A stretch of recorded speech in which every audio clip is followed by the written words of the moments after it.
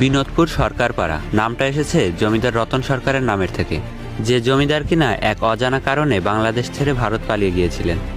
আমি এখন যে বাড়ির উপর দাঁড়িয়ে আছি এর পেছনে লুকিয়ে আছে চমকে দেওয়ার মতো এক ইতিহাস, এক জমিদার পরিবারের উত্থান পতন আর রহস্যময় গায়েব হয়ে যাওয়ার গল্প।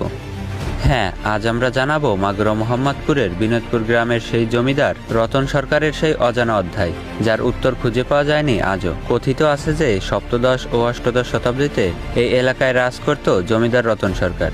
তার পিতা মাখনলাল সরকার ছিলেন একজন জমিদার, যিনি জমিদারের দায়িত্ব তুলে দেন নিজের ছেলের হাতে। কিন্তু পরবর্তীতে একদিন কেউ বলে শত্রুর কারণে, কেউ বলে পালায়নি নিজের ইচ্ছাতেই রতন সরকার পরিবার নিয়ে রাতারাতি বাংলাদেশ ছেড়ে ভারত চলে যান। কিন্তু সত্যটা কি? কেন তিনি সবকিছু ছেড়ে চলে গেলেন? স্থানীয় অনেক লোকের কাছে শুনেছি কেউ সঠিক বলতে পারেনি, কেউ জানে না সঠিক কি হয়েছিল সেই রাতে।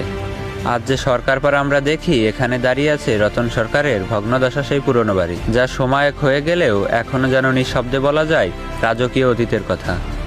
বাড়ির ভিতরে একটি মন্দির আছে যেখানে কেউ প্রবেশ করে না। অন্ধকার, চামচিকার আর পোকামাকড়ের আস্তানা হয়ে গেছে পুরো বাড়িটি।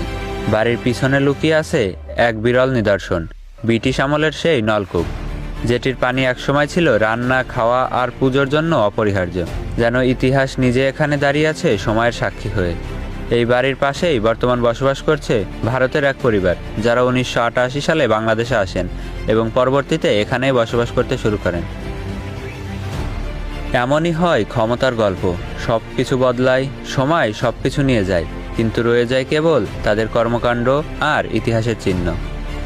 আর আজ আমরা সেই হারিয়ে যাওয়া জমিদারের গল্প আপনাদের সামনে তুলে ধরেছি, যার প্রতিটা ইট, প্রতিটি ভগ্নপ্রাচীর আর প্রতিটি অন্ধকার কোণ এখনও গল্প বলে।